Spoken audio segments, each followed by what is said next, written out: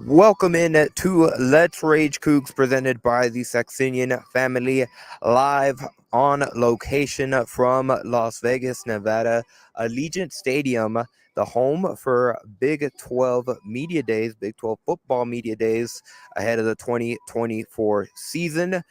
We have been wanting to do a live show for a while. Here we are on location, and we heard from Commissioner Brett Yormark. He had a lot of things to say about the future of the conference, of the philosophy, his vision, and we'll get into a lot of those details. And hopefully, we'll have a special guest joining us later on in the show. But joining me here, as always, Kris Gardner with the Houston Round Ball Review, who is also in Vegas, and Dayon Dunlap joining us. How are y'all doing?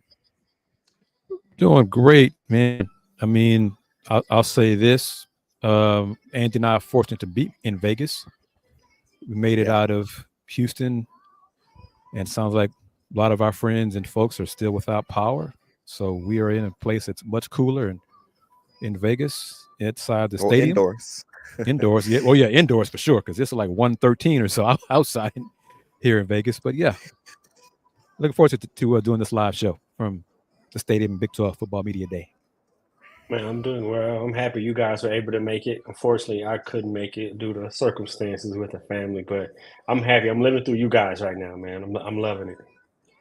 Well, as we said in our group chat, brother, we are putting it out there in the universe. This will not be the only time we'll have some road shows. Let's Raid Coogs. So hopefully you'll be able to join us eventually in due time. So it'll happen. Oh yeah. Lots of opportunities. And just real quickly, I want to reiterate Chris's message. Hopefully, for those that are able to join us in the Houston area, they're able to, get some relief, get their mind off of Hurricane Beryl that came in. And caused a lot of wind damage, a lot of vegetation debris, driving towards the airport, a lot of fences down. So, and obviously the biggest issue, no power for last time I checked, over 1.6 million customers, according to Centerpoint. So hopefully they can get that quick. They said they're aiming to get over a million by the end of the day tomorrow. So hopefully they're able to get in there and restore a lot of power. But let's talk about Big 12 Football Media Day. And let's start with Commissioner Brett Yormark, who capped it off with his State of the Conference speech. And he gave a lot of tidbits, a lot of partnerships that he announced, a lot of new ideas that they are going to establish for this season and going forward. Kris, where do you want to start with? There's so many different things that they announced, different partnerships. Obviously, he talked about his ideal vision for the conference, wanting to not satisfied with just being, as he put it, he feels that the Big 12 conference has separated itself as one of the top three conferences in all of America, but he's aiming to be the number one conference in all of America. We had that clip from Brett Yormark, we'll play here shortly. But what stood out to you about Brett Yormark's comments? I like his vision. I like his outside the box thinking. I like the fact that he's bringing new ideas to the Big 12 conference. In comparison to the Big 10 and SEC, the Big 12 is still young. It is, the third best, and it is some shade to the ACC when he said Big 12 is the third best conference in America. Florida State and Clemson at some point are going to leave the ACC, so the ACC will be, however you want to phrase it, a dead conference walking, whatever you want to call it. But it's a great opportunity for the Big 12 to cement itself. And the commissioner did say that his goal, his ambition, is for the Big 12 in due time to be the number one conference in America. That kind of thinking is great and should make every fan of a Big 12 member school excited about the future of the Big 12. Dan, let me get your Yeah. thoughts on that comment from Brett Yormark. Sorry, I didn't mean to cut you off, but do you agree with Brett Yormark about the Big 12 separating itself as the top in that top three of all the conferences in America? I think it has the potential to be. I think where they currently are right now, I think we all agree SEC is number one, and the trajectory where they're going, the new ideas, the from the entertainment aspect, and his way of connecting with the younger generation, I think is a way that the Big 12 can make that leap. You look at basketball. I mean, we know what basketball is. I think with football, he has to be consistently these teams be good, but overall, what he's doing and what I'm hearing from what he's saying, I love it. I think he definitely can get the Big 12 to the best conference, especially if Clemson and Florida State, who is both rumored looking to leave the ACC. And Andy, one thing, and Dayon in our audience, he said when he was on the stage, because his comments really about becoming number one was a side group with the media. He mentioned that the Big 12, great depth, a lot of parity in football, but he said candidly that football teams underachieved last year. And he wants them to do better and has higher expectations for Big 12 football because we know it. I think all three of us, basketball is probably our number one sport, but we also know that football makes college sports go round. So for the Big 12 to really grab a foothold in the door of becoming an elite conference in college athletics, they have to have relevance in football consistently. And it'd be great. Parity is great. Parity is a great thing. But I think at some point you're going to need one or two dominant football teams to carry the flag and the banner of the Big 12 in the future.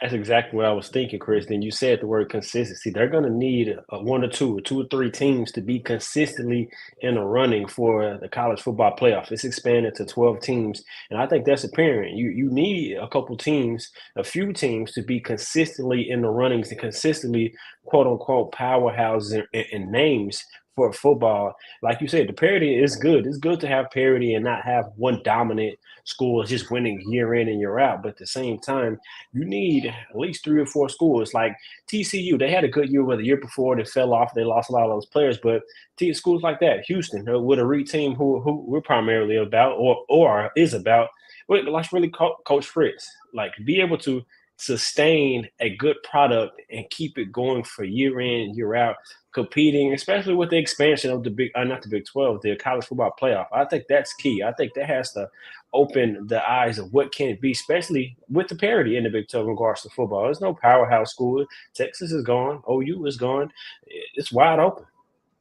And the conference is rightly framing that narrative as, every game matters and parity is great and all the, it that's starts reality. At the top with Brett Yormark. Right? That's reality right he now. Is making that a marketing. Well, right. He said that they're gonna market it as a race to the championship starting in November. Every game matters. None of the teams are gonna have the ability to be able to drop one because every game matters. So you can see that Brett Yormark and the rest of the Big 12 officials have been thinking about that, and they've already found a way to be able to turn it and I mean, brand it in a way that looks beneficial to the conference. But from a basketball perspective, even though this is just 1 year for Houston to be a member in basketball, when you think of Big 12 basketball, you think of Kansas. Mm-hmm. And some folks think you think of Houston, and now you're going to think of Kansas, Houston, Arizona, Baylor. You ask people, everybody here, to football, who'd you think of? You might get 8 different answers. You might get Utah, Oklahoma State, Kansas State, TCU, Colorado, on and on and on. Yeah. So the parity narrative is good for now. But at some point in the future, hell, we'd all love for it to be the Willie Fritz-led Houston Cougars 5-7 years from now. When you ask those same folks the question, Big 12 football, you think of, the Houston Cougars. No doubt. Why? They just won championship. Whatever. They're the ones who are nationally relevant, competing with championships year in, year out. That, I think, is what the conference needs going forward. That'll coincide with our conversation as we continue the show when our special guest joins us in regards to the ADU search. That's imperative, like Coach Sampson mentioned, in helping Houston get to where they're going, realizing where they are, the problems that they have, where they came from, before seeing the future and realizing what it's going to take for Houston to get there. And so, great points by both of you. I agree. Let's hear from Commissioner Brett Yormark. Like Kris alluded to earlier on in the show, he gave his state of the conference address, and then he took questions from the media. I would say he gave a good amount, probably around 40 minutes total, maybe even close to an hour when it was all said and done. When you take into account his pre-planned speech and then the questions that he got from media. And then he stepped aside and gave about an additional 6-7 minutes in a media scrum, which is the video that we're going to have for you on the other side. But real quickly, once again, I'd like to thank each and every single person that is taking their time out of their day, especially if you are watching us, whichever platform it may be, whether it be on X.com, whether it be on YouTube, and hopefully you guys are staying strong after Hurricane Beryl. If you're watching us, tuning in from the Houston area, you can never say thank you enough for making Let's Rage Coogs part of your day. And we'd also like to say thank you to the Saxenian Family, who's the primary sponsor of these next 2 episodes live from Las Vegas. Let's Rage Coogs on the road from Big 12 football media days. So big thank you to Steve Saxenian for being the primary sponsor of these 2 episodes of Let's Rage Coogs in Las Vegas. Of course, we also like to say thank you to our other sponsors for today's show, beginning with BB's Tex Orleans, with 14 different locations across the Houston area. They are here to serve you, to help you build your boil with us today. Be sure to visit any one of their BB's Tex Orleans locations across the Houston area. Of course, special thanks to BB's Tex Orleans for also being a sponsor on today's ticker that you see scrolling at the bottom of your screen if you're watching us on the video platforms, once again on X or on YouTube. And of course, we also like to say thank you to Star Pizza for being another one of our sponsors here on this episode of Let's Rage Coogs. Of course, with 713 Day coming up this Saturday, there are plenty of 713 deals all day long at any one of their 3 various locations across the Houston area.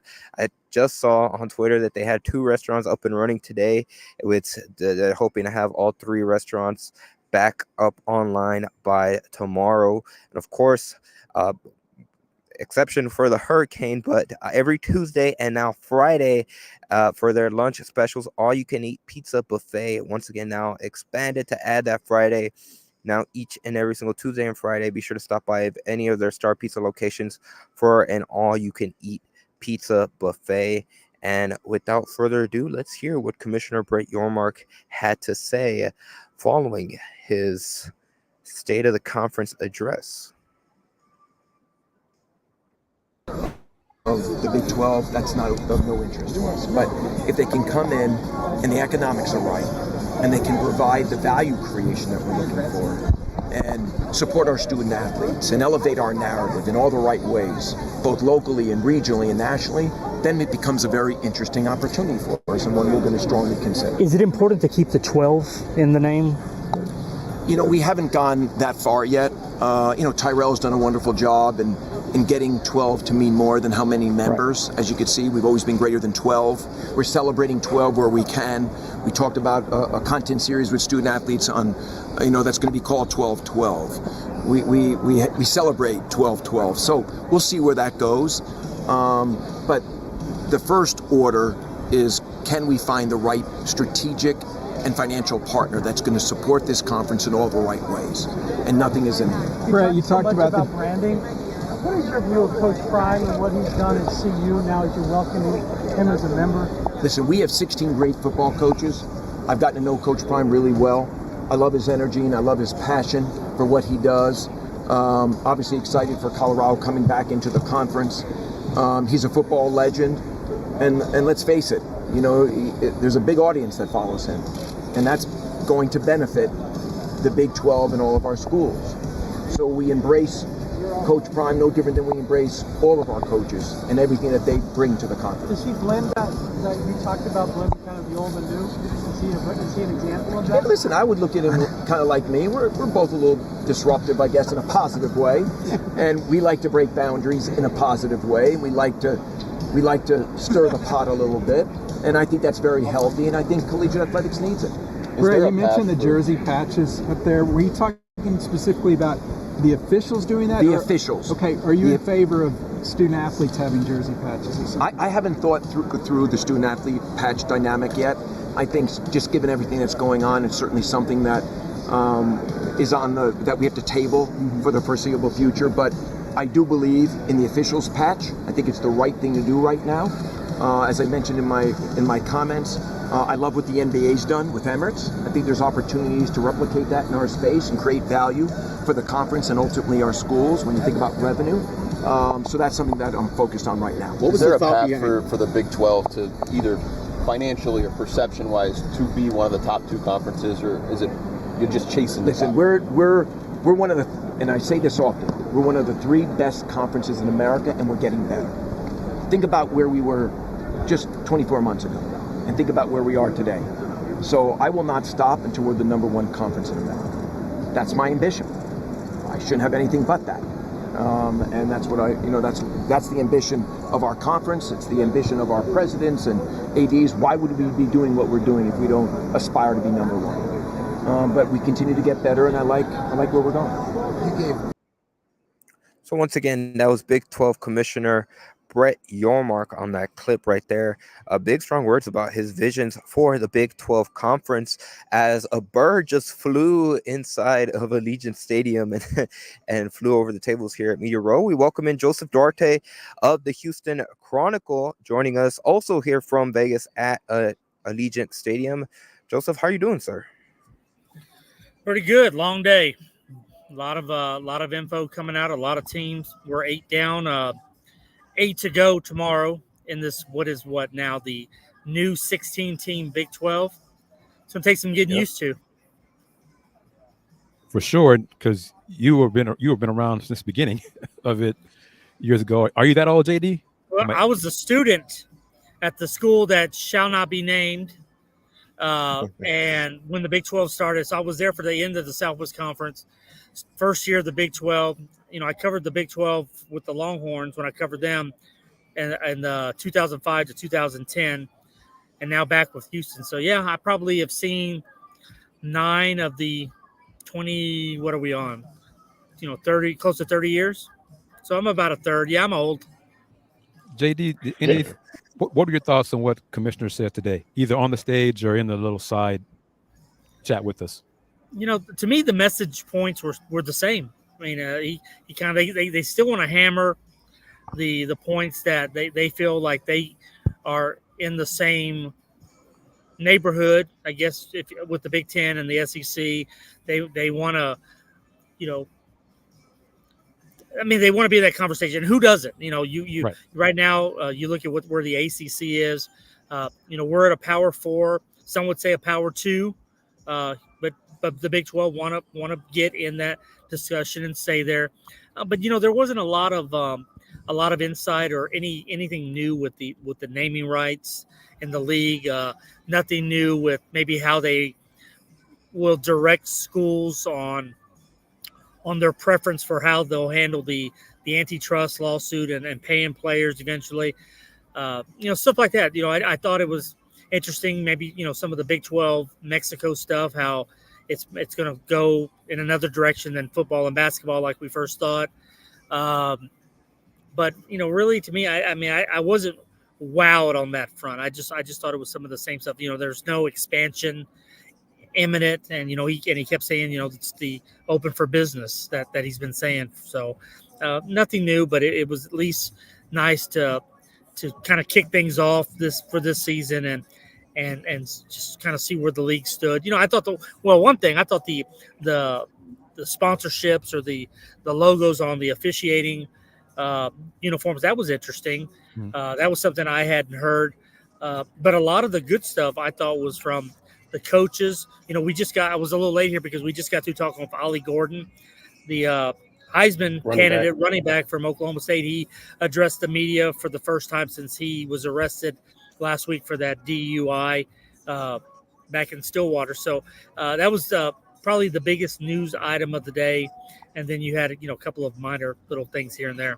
Houston, by the way, as your listeners know, they go tomorrow. They're among the last groups late afternoon on Wednesday. I was surprised. One thing, I was surprised Coach Gundy had Ollie Gordon appear today, because I thought, based on, him getting bombarded with questions about the arrest, that he wouldn't be. I give him credit. I'll do for that. I think that's smart. I think that's smart to get out in front of it. Yeah, get out in front of it before the season starts. Get all that stuff out, all the questions. I think that's smart, in my opinion. Now, this isn't going to hang over them, and I shouldn't use those words. I mean, this is not going to carry over to preseason camp. Like Dayon said, you get it out of the way now. I thought the interesting language was he was like, look, I wanted him to be here because I wanted him to have to answer questions of why and what happened, and show some contrition and and explain. And by doing it now, it's a non-story, because a lot of schools, and one we cover, will let things linger, and it never goes away. This way, it's a done deal after today.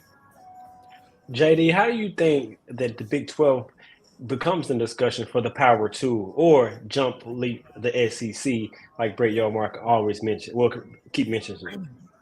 I think this discussion, Dayon, is nowhere close to being done. And what I mean by that is I think there's a lot of dominoes that are still going to fall. I think there's going to be some schools that switch leagues. And I think eventually some form of the ACC breaks off. And, we've heard about Clemson, we've heard about Florida State, maybe Virginia Tech. So if the Big 12 were to go in and scoop up one or two or three extra schools, or some of the talk that we continue to hear, they like UConn. I think at some point, basketball-wise, UConn gets into the Big 12, or if you don't go that route, maybe you go out west again, because we heard about the whole we want to be out west again today.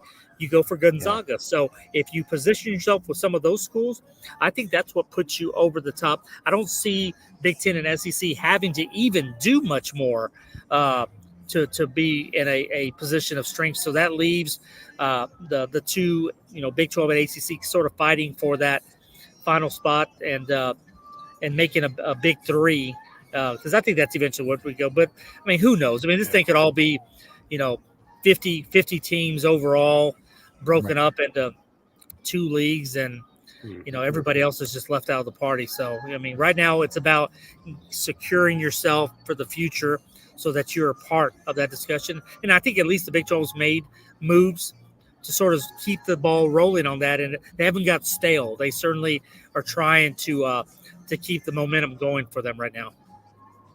And I'll say this, just listening to the commissioner today and just in general, his outside the box thinking just makes me more and more hope that the University of Houston hires someone with similar thinking, similar idea generation, and not be afraid to try things different, that isn't traditional. Have you heard anything new on possible candidates or any name that you can mention right now regarding the new AD?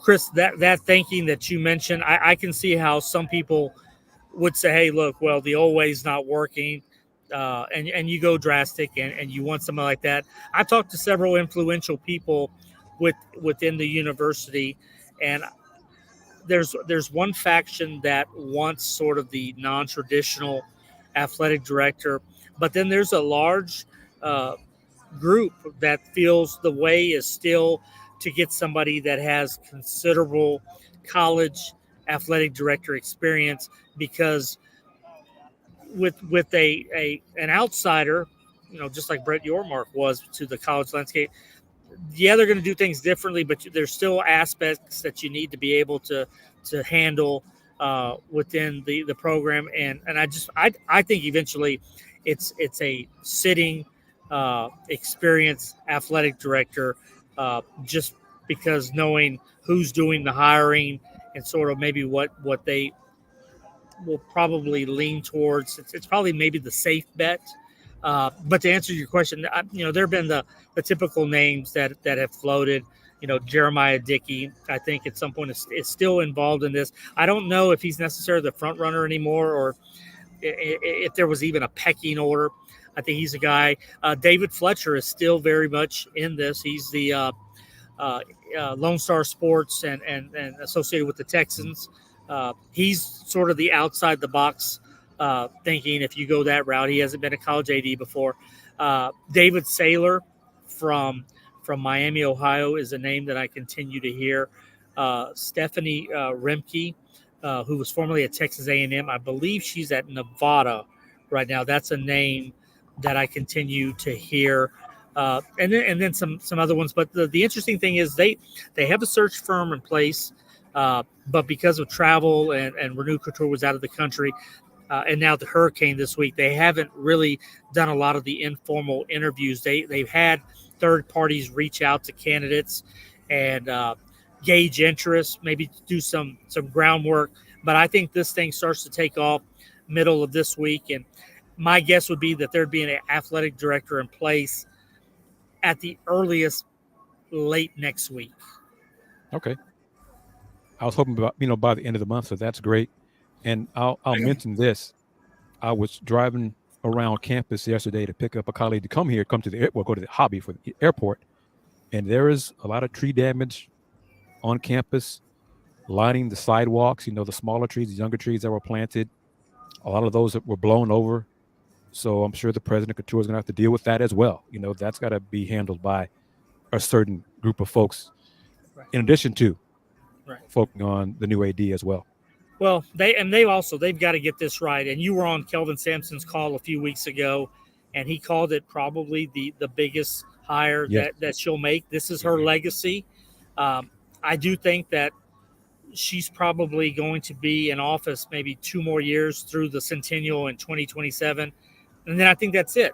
So typically you have an AD for 5 years in most cases. So whoever they hire is going to be there after Renew Couture is possibly no longer at the university. So they got to get this right. And then also they got to get it right for the simple fact that from a budgetary and finance reasons, they're a mess. I don't know if that's the polite way to say it, but there needs to be direction.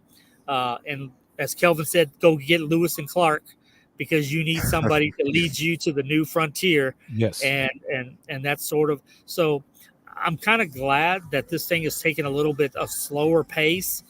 So at least, if it's not all just scheduling, at least maybe they're sitting down and they're saying, hey, let's look at this really hard, and let's start to look at who we think are the best candidates instead of just rushing and getting any candidate.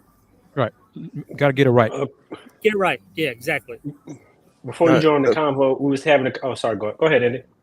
No, this is just a follow-up to Joseph's comment. And Chris, question for you too, because I hear this off U of H and their financial troubles. I'm just curious, what kind of led, I'm sure it's multiple decisions, but what kind of led to those financial troubles for U of H? Well, if you look at the numbers, and they're available out there, Sportico is a good resource. The Knight Commission, all the NCAA reports that they file every year. This goes back, Andy, probably at least 12 years. There was a point that they had to put their foot down and say, if we want in the next round of a realignment to be an option, we've got to go out and do this. So it started with TDECU Stadium, and there was a big deal with that in terms of how that was financed and what the students put in with the student fees. So that's one component. And then you had to do something with Hofheinz. That was a non-starter. And that really took off when Kelvin got there. The Guy V. Lewis, the indoor practice facility, and then the last piece here with the Memorial Hermann Ops Center. So all this was sort of been a steady list of things that you had to do. And as a result, they have mounted an incredible load of debt that has had to be subsidized through the university. Most schools, or nearly every school, gets some type of support from their university. Granted, if you're Texas or Ohio State, it's not a huge chunk because they're making 198, 200 million in revenue a year. Schools like Houston, even a Memphis, for instance, and a lot of Power Fives don't have that revenue, or teams like Texas Tech and Baylor, who have been in the Big 12 a long time, that do. It's not as much. But in Houston's case, they had to leverage themselves way in advance so that they could at least be an attractive enough option to get in. So at this point, when you're all in, you can't pump the brakes just yet, because Kelvin said you can be in the Big 12, but that doesn't mean you're a Big 12 school. So we're talking probably another 3 or 4 years that they've got to continue to put the resources in, whether they like it or not, because those full shares don't take effect for another 2 years. And even then, you're finally going to be able to maybe pay back some of the, I don't know what it is now. I know it's been about $250 million since 16 maybe that it's been subsidized. It's been one of they're the most subsidized, or at least top 2 or 3 in the nation. So all that factors in, Andy, to where you kind of had to do it. It's like if you wanted a job and you went out and bought you all the new suits, great shoes, and you're smelling good with a new cologne, you got some watches. You bought all this because you want to look the part and you needed it to get the job. Well, you got the job, but you can't start wearing shorts and sweats to the office. The moment you get gotta it. keep Yeah. the appearance up. Now, Dayon knows about fashion, so Dayon will tell you you got to continue to look good. And right now is not the time for Houston to say, hey, I'm going to wear the hoodie and the cargo shorts and flip-flops out and about. They've got to continue to sort of build off of that. And that's the double side of the sword there, because it's tough and they're looking for money, but you're living a certain lifestyle right now, and it's not going to get any cheaper with the way these things are going. Because remember, 20 million, 22 million is going to have to come from somewhere to pay the players as part of that house settlement and the revenue share that's coming up here in the next year or so. Yeah, UH has put a lot on his credit card, basically. Exactly. And they got to pay it off. That's what it comes. That's what Can't be playing those minimum balances, because right. if you do that, you're going to be in debt for the entire time. Yep. No, I was just going to ask before you joined, we was kind of talking about Brett Yormark mentioned parity, and we all agree that parity is good, but in how basketball, like Kris stated, when you think basketball, of course you think KU with Big 12, but Houston, now Arizona, but football parity is good, but we all agree that Houston and other schools have a chance to kind of be contenders consistently. What's your take on the Big 12 now with the schools they have, having schools step up to be contenders consistently to help the Big 12 overall get to like what they want to be, top 2, top 3? Right. Well, this league has traditionally, I mean, you look at how many championships Oklahoma won in football all those years in a row, and then you look at all the championships Kansas won in a row. So, it's been dominated by 2 teams and the 2 sports. But I was, when the media poll came out for the preseason, and you're looking at them, and, Utah had success in the Pac-12, so they're the preseason favorite. But then you had Oklahoma State, you had Kansas State, you even had Kansas, UCF. It really starts to there's not a huge gap between, that 4 to 10, 12. So if you're a team like Houston, and everybody knows it's going to take a little bit of time for Willie Fritz to get this thing to where he wants it and where they can be competitive, but it's not a 5 or 6 years down the road. You can turn things around a lot quicker. One, if you just put in the effort, you recruit, and you have the transfer portal at your disposal. So yeah, I think they hit it on the nail that they want to be the most competitive league in the country. They feel like they can be a team that can send multiple teams to the college football playoffs. You're guaranteed one, and in most situations, you would think a league like the Big 12 and the others like the Big 10 and the SEC should have multiple bids. I think that'll be a true litmus test in the next couple of years, depending on how much they expand, to see if you are a multi-bid league team in the playoff every year, because the Big 12 feels like they can be.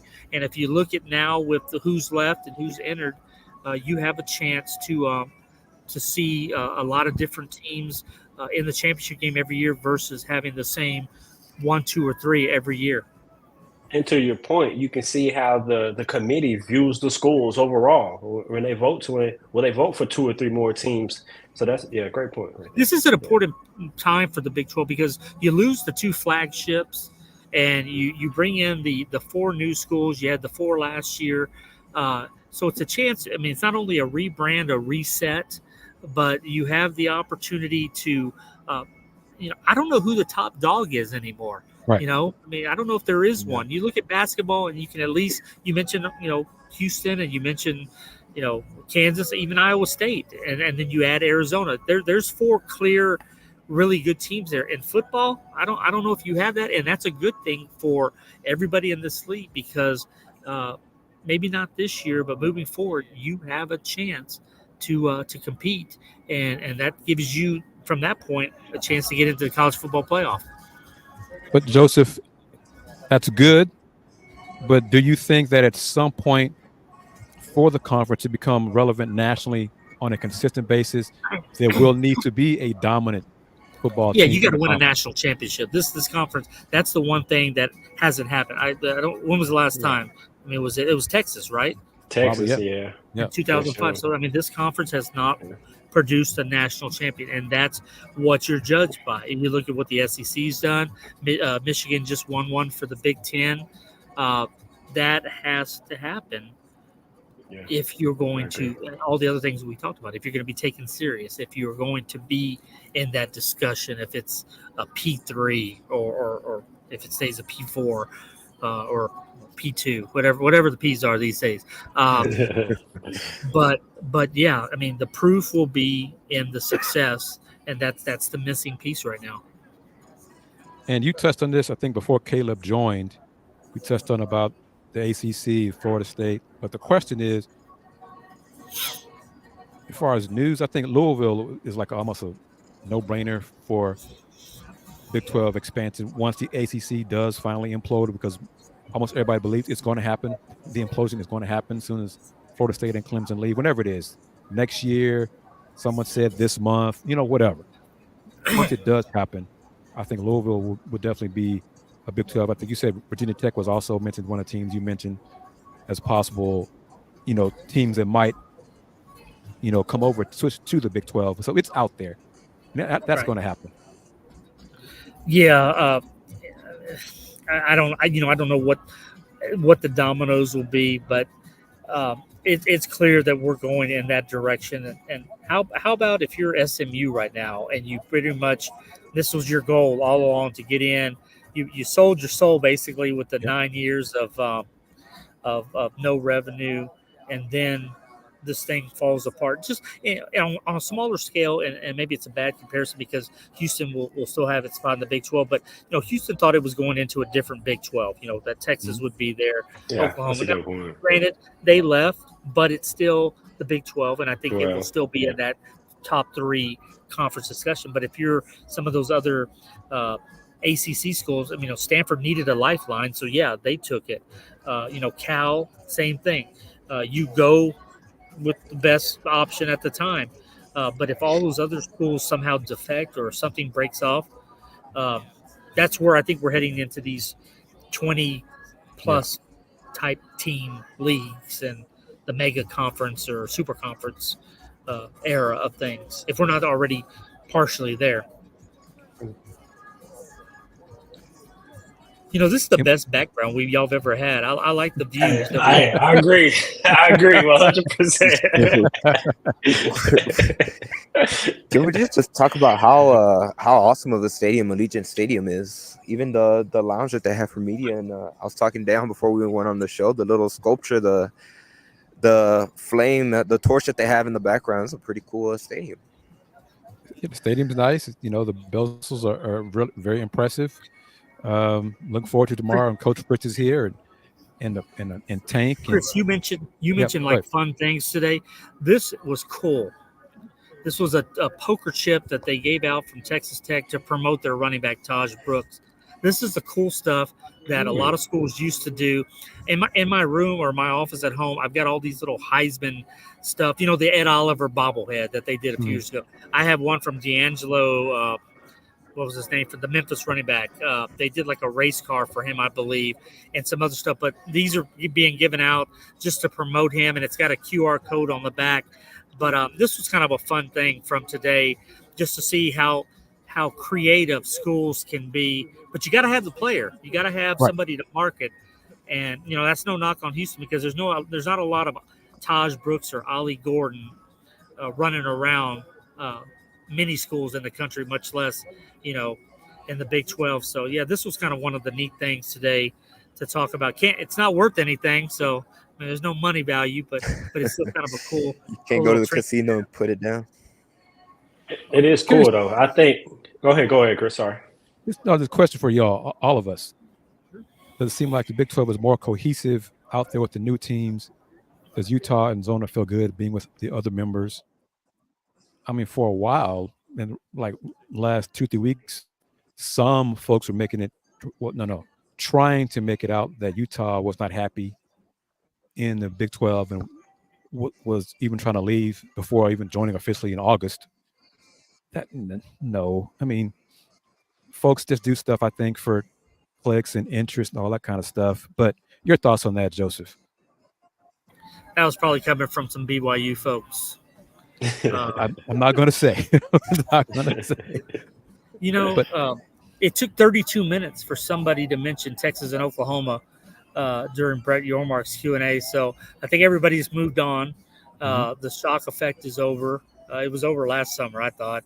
You know, it was just a matter of the final goodbyes. But, you know, when you look at the roster of teams now, you know, I think it's a good mix. You know, the 4 last year fit in nicely. Those were, you know, sort of Bob Bowlesby's legacy at the end there. Those are the schools that he helped bring in, and now Brett Yormark added his first major touch with the 4 corner schools. But whether it's on the field and the parity, or just, you know, and I was in Scottsdale for the meetings in May, and you could just sense that, you know, I had people coming out of the meetings and they were like, you know, we had good discussions.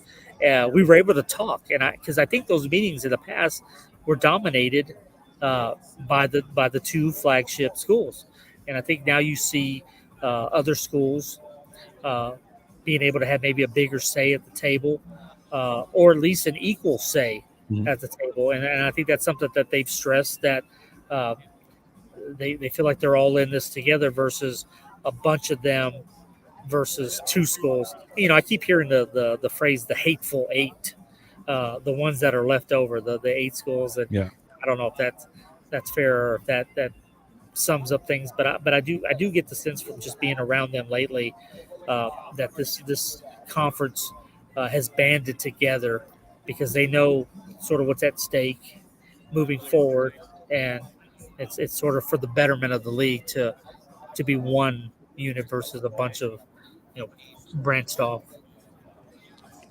I got 2 questions. This one, excuse me, Andy. This question, but one, Andy knows about this question, but this will be new to Dayon and Joseph. But first, this question: outside of Houston, what other school are you looking forward to hearing from tomorrow? Dayon, you first. My answer might surprise you, folks. You first, Dayon. I would say Arizona. They had a really good turnaround their football program last year, and so I think they're hitting the right. I want to hear from Arizona, and also probably after that, probably Oklahoma State. Well, they were today. They went today. They were today. Okay. Yeah. Or Utah today? Utah was today. Yep. Okay. So let me say this. Coach Prime is going on. He's first tomorrow. Oh yeah, definitely Coach Prime. That's no brainer. Yeah. Coach Prime. You know, mine is West Virginia. I would say Kansas. I do someone say Kansas. Mine's West Virginia, because last year, Coach Brown told all of us last year we will not finish last in the Big 12, and he pounded the table, and he was right. So I'm kind of curious what he's going to say tomorrow. Yeah. I mean, just to give your listeners, Baylor's up tomorrow, UCF is up tomorrow, BYU, then the ones that we mentioned. So yeah, it's a full docket. You know, this will be Willie Fritz's first media days, and you know, the Houston fans have heard him, but really the national media hasn't really gotten their first, you know, look at Willie Fritz. So that'll be kind of interesting. And this is what he wanted. You know, this is the first Power 5 job that he's ever had. So, you know, I think it'll. Well, for my purpose and my job, you know, I got to be interested in what Willie Fritz says tomorrow. Right. But it will be interesting to see that and just kind of what direction maybe they're at as we get ready to get into camp in a few weeks. Thinking about your last point with the Taj Boyd coin. Hold on, Andy. Pay some bills, Andy. Pay some bills. Yeah, that's you read my mind, Kris. I'd like to thank each and every single person that is taking the time out of their day to join us here on any of the various platforms, whether it be on the Houston Roundball Review YouTube channel, the Pod Slamma Jamma YouTube channel, or the Pod Slamma Jamma X account. This is Let's Rage Coogs presented by the Saxenian Family live from Allegiant Stadium in Las Vegas, Nevada for Big 12 Football Media Days. A big thank you to Steve Saxenian for being a primary sponsor of today and tomorrow's episode of Let's Rage Coogs live from Vegas. And of course, we also like to say thank you to our other sponsors for today's show, beginning with Star Pizza. Obviously, with 3 locations across the Houston area, Star Pizza is your go-to stop before and after the game, or in this case, before and after Big 12 Football Media Days, and even currently today, before or after the hurricane. They have 2 of their 3 locations open currently, and of course, with 713 Day coming up this Saturday, they have plenty of 713 deals that will be available all day on Saturday, July 13th. And of course, be sure to join them each and every single Tuesday and Friday for their all-you-can-eat pizza buffet. And be sure to go on Mondays for their happy hour each Monday to Friday from 4 p.m. to 6 p.m. featuring their new $9 thin and crispy 12-inch pizza. So once again, big thank you to Star Pizza for being a sponsor on today's episode of Let's Rage Coogs. And last but not least, we also like to say thank you to BB's Tex Orleans. BB's has 14 locations that are ready to serve you. Build your boil with BB's Tex Orleans today. And again, a big thank you to BB's Tex Orleans for being an additional sponsor of the ticker that you see at the bottom of your screen if you're watching us on YouTube or on X. Dayon, go ahead. Didn't mean to cut you off there. No, I was just thinking about too how Joseph showed the Taj Boys coin, and it made me think about. I think Houston media department could have. It's easy to back a quarterback. You got experience coming back with Donovan Smith, who had the success that he'd had. I think there was a missed opportunity there to kind of build his Heisman momentum. Because think, if he has a great year, potential like maybe Joe Burrow, even TCU senior quarterback that they led them. I think he's capable of having that type of year. And just made me think with the new AD, new strategies to continue to promote in a different way. It's easy for basketball because basketball is having success. So the media is doing great for basketball. But football, I was thinking about that, and it was a great point by Joseph. I think Houston kind of missed the opportunity with promoting Donovan Smith in that way because I think he's a quarterback for one. He has a ton of experience. It costs money. I mean, these campaigns cost money to do. So, I mean, that's one thing. You know, I think if you look at all of the different things that they could have done, and not maybe just with the player, I thought the rollout of the blue jerseys last August, that was the missed opportunity. And I know we talked about that. And I'm not trying to harp on it and beat the school down on this anymore. But it's just to your point of things you do to generate interest. And that was, to me, that was the moment. You know, you had that moment there. But no, I've been around programs that if you're a bigger program, you don't necessarily have to do any gimmicks. I've seen programs send out notepads that have a player's face on it and their stats and something simple like that. I've seen something fancy like those little viewfinders that you got when you were a kid that you put the little thing and see whatever's inside, like the photos. There's something they did that at Missouri one year. So things take money though, and they get you attention. You know, Oregon put a billboard in Times Square for one of their quarterbacks. I think it was Joey Harrington years ago. So I mean, it's a matter of, but you got to have a legitimate candidate for big awards, and it's no knock on Donovan. But right now, you look at Houston's roster. To me, there's not a superstar. Could one emerge? Yeah. I think there could be. Could Parker Jenkins be that guy? You know, maybe. I think if Sam Brown was here, he'd probably be the closest that they have. But right now, and think about it. This is what you do. Keyshawn Henderson is coming in 2 years. The guy from Legacy Sport. He's the guy who wears the raccoon hat. Somebody better build an NIL around that kid, or some kind of marketing. With Buc-ee's, they can get it with Buc-ee's. Do something like that. But you know, the guys out there with the hat on and the raccoon tail, those are the kind of, you need personalities.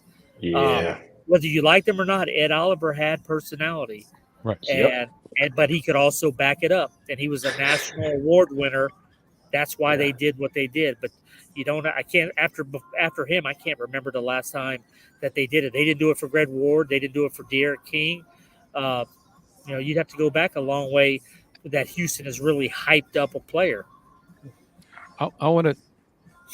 Great point. I don't want to piggy. I'm going to go to Rex's question because what I'm going to say, kind of as with Joseph and Dan, we're leading to about missed opportunities, stuff like that. But maybe if we have more time, we'll get to that. But I want to get to Rex's question right here. It's more positive because what I was going to say is more of a dig. So, can one explain the FAST channel? It's like Pluto. FAST is free ad-supported television. So, Commissioner Yormark said today that the Big 12 is in discussions. I'm going to have to defer on that. I don't because that was announced. I believe when a lot of us were coming into the building, and I've been nonstop since, so I haven't read up on. So it's not official yet, but it's basically like it would be Big 12 content, and the team that used to be a member of the conference is going to have their own FAST channel. But the so that's different from the they broke off from Sirius XM. Right, that's different than the tune-in agreement. But they also are doing something called, is that tune-in? I think is what it's called.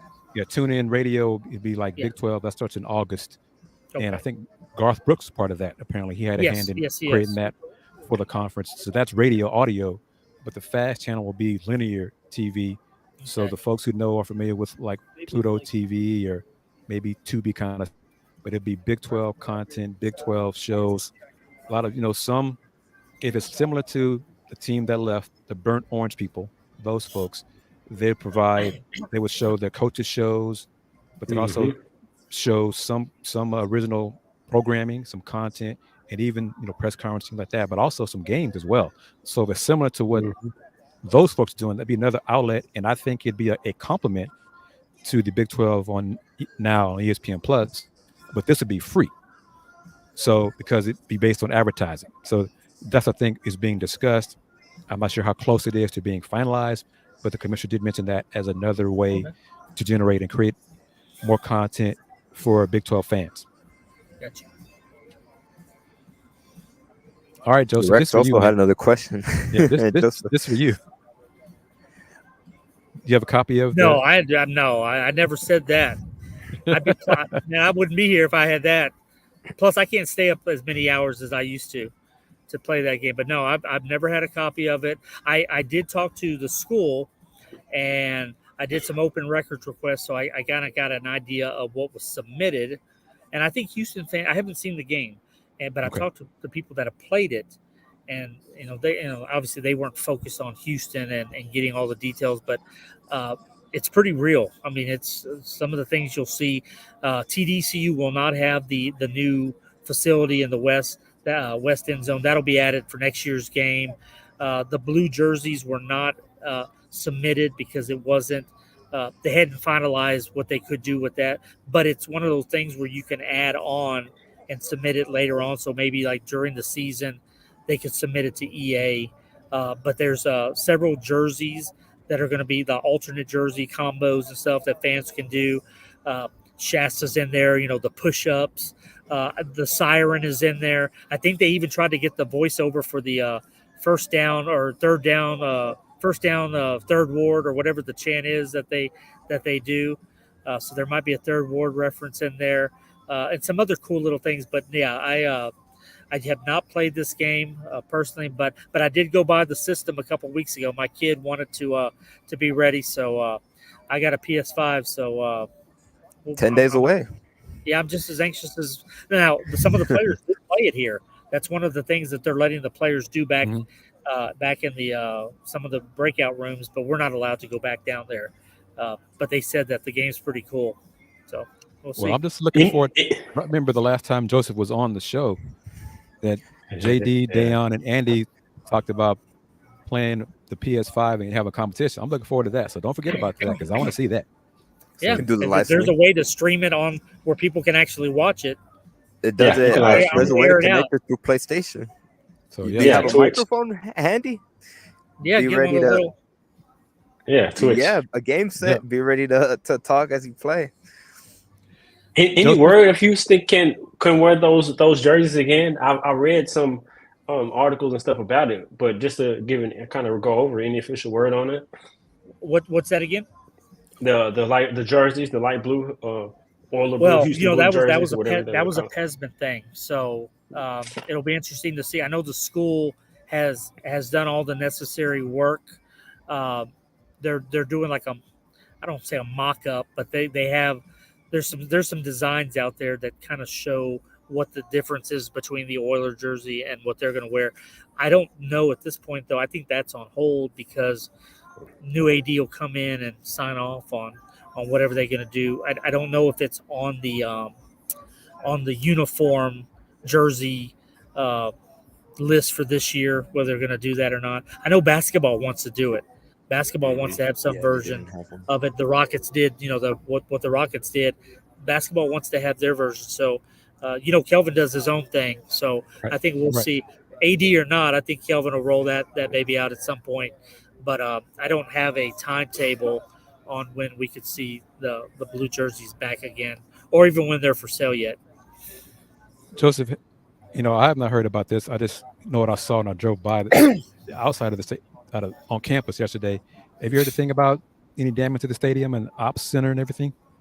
No, I haven't. But I tell you what, if you move along to something here, I'll put in a text here to some people over there, and we can see if they reported any damage from the hurricane on campus.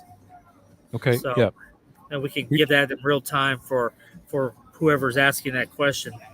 The way the structure is built right now, and the tour that we took, it was the concrete foundation, and they had pretty good number of the beams up. I think the scoreboard was supposed to be put in early July, so to me that would be a concern, just based on how big that scoreboard is. But I don't know. I mean, those steel beams are pretty. I'm no engineer and no architect, but to me that would be surprised. But I could see something maybe roof wise at the Alumni Center, maybe some of the smaller venues. But we could check on that here. I sent a message just now, and we can see if we get an answer back here anytime before the show ends. Yeah, because it was TJ, right? TJ Mayer spoke to us, right? Yeah. Yep.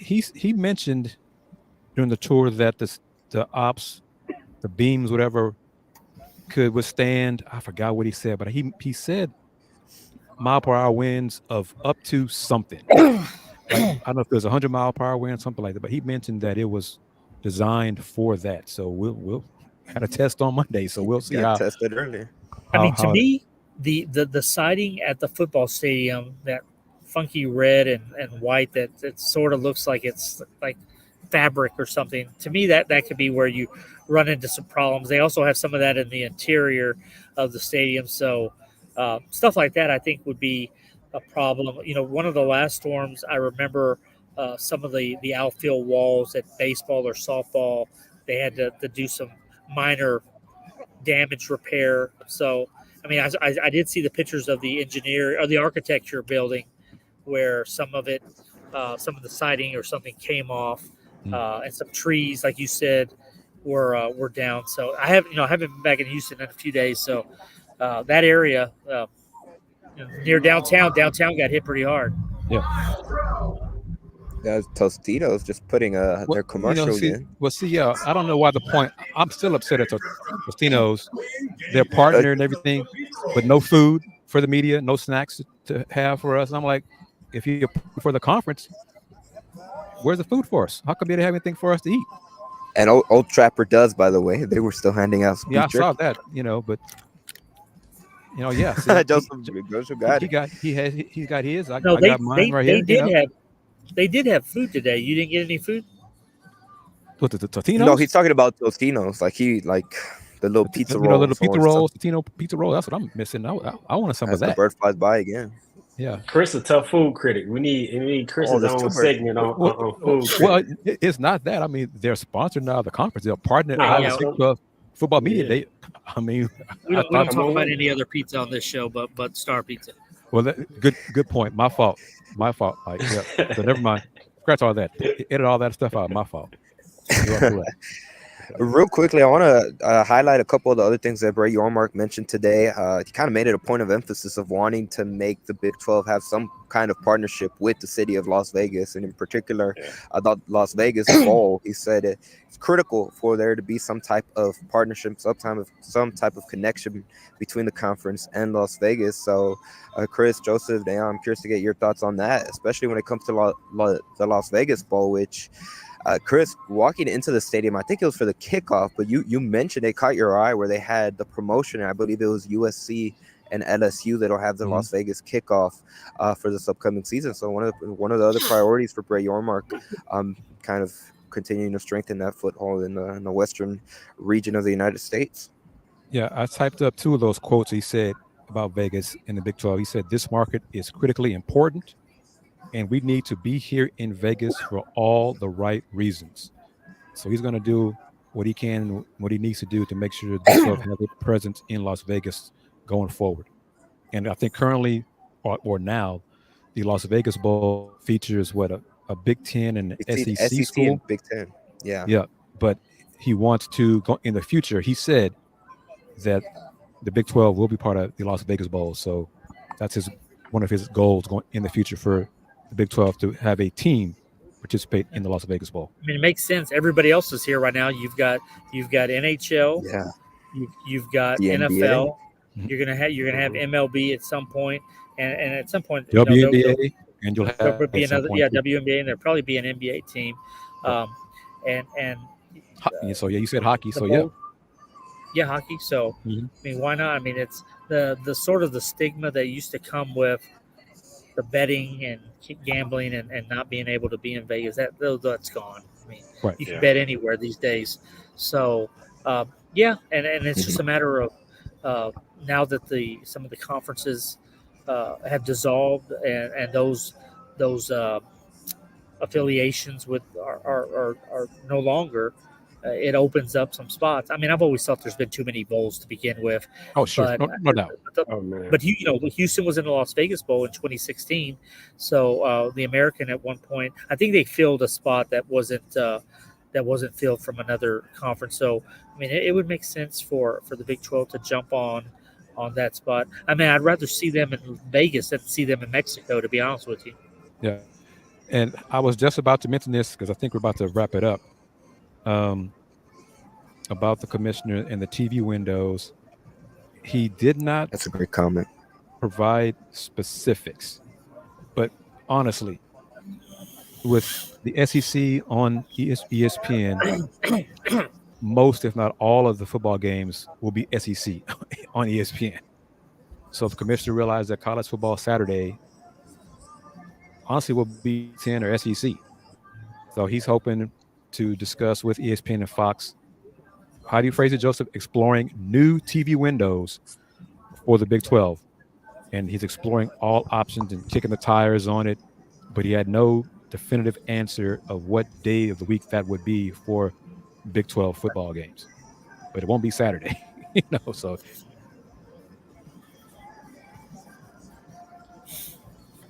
Yeah, that's interesting right there, because I was thinking about how Colorado last year, early in the season, how they broke the record for viewers in one of those late games. It may have been, I forgot who they were playing, Colorado State, I think, and it went to overtime. And so that's an interesting thing that I'll be keeping an eye on for. So, yeah, it might be more big games on Saturday on Fox or Friday on Fox, whatever, but try to get away from SEC football dominance on whichever network. I guess Caleb missed the question. We commented on the question before about Louisville, Pitt, NC State, etc. That's when the ACC implodes. It's very, very likely that Louisville, at minimum, would be contacted by the Big 12 to become a member of the Big 12. I like Virginia Tech as well as a brand. Yep. Especially football, basketball. I think that's a good brand right there, Virginia Tech.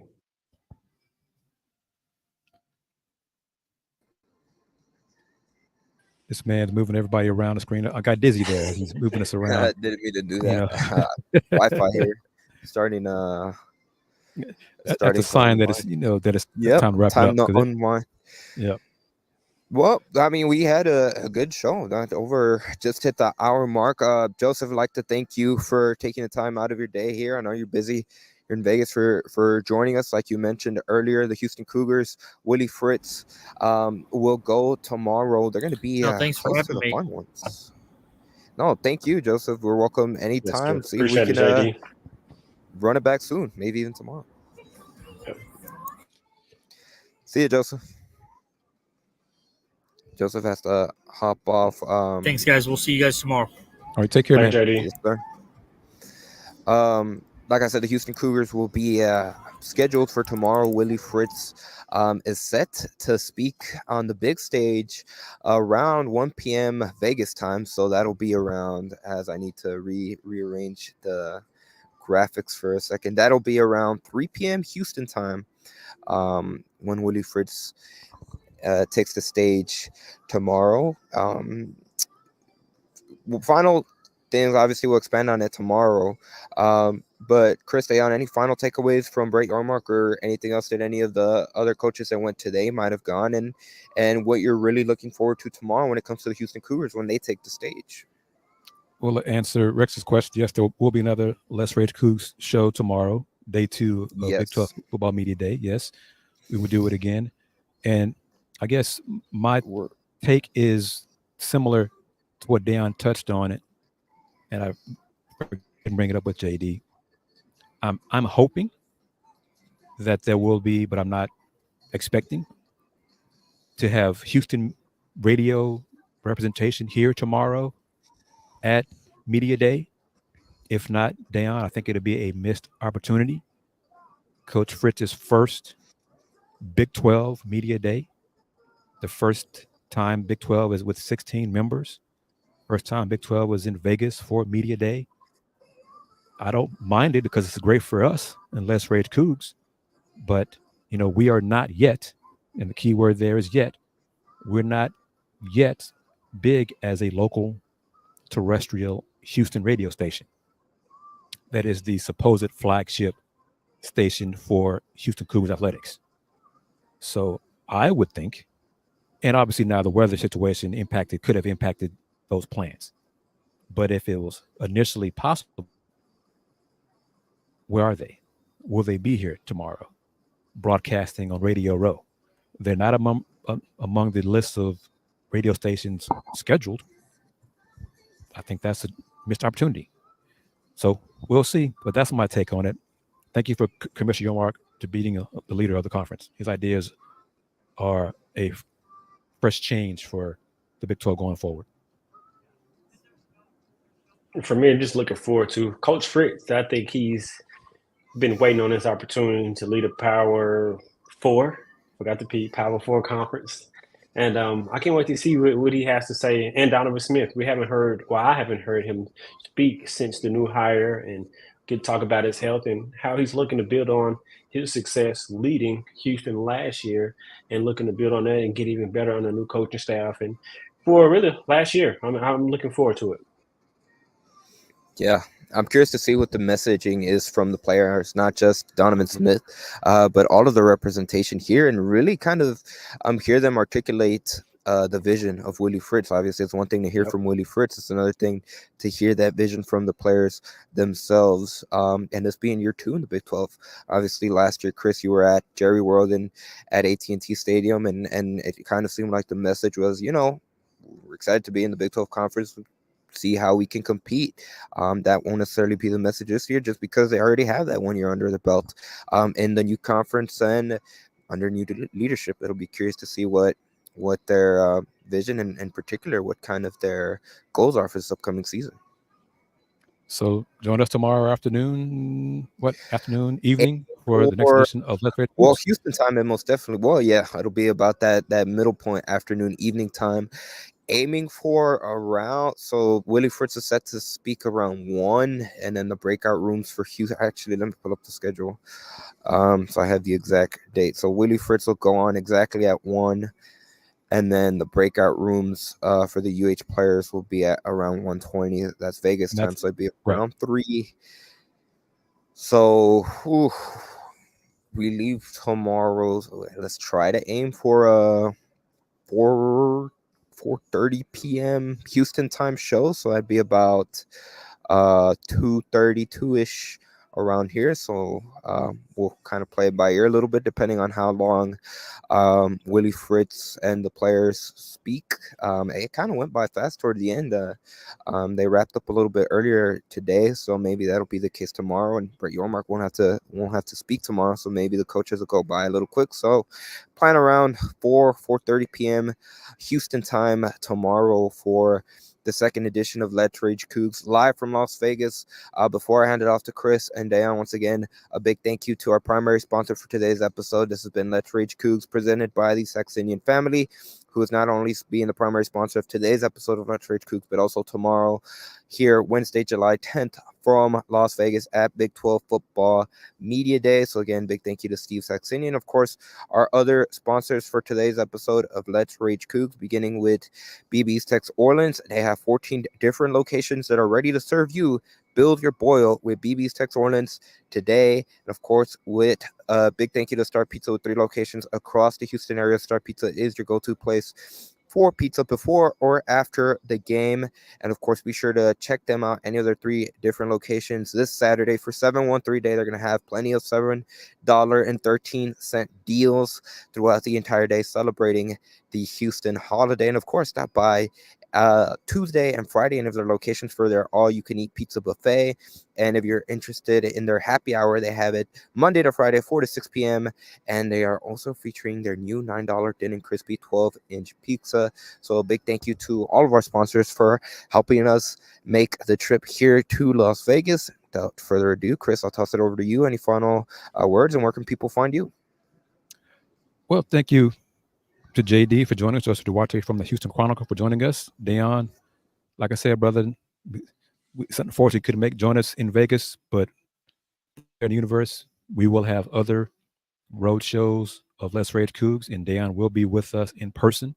And I'll say this right now, one of those, hopefully, fans, advertisers, will be back in Vegas in November, and hopefully Dayan will be with us, so they'll get the crew together for that, for the Players Era Festival basketball tournament during Thanksgiving week.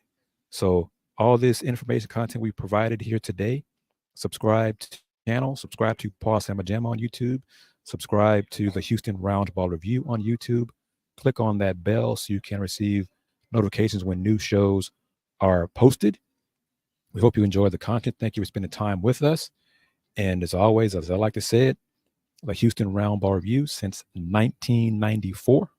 Local name, global perspective.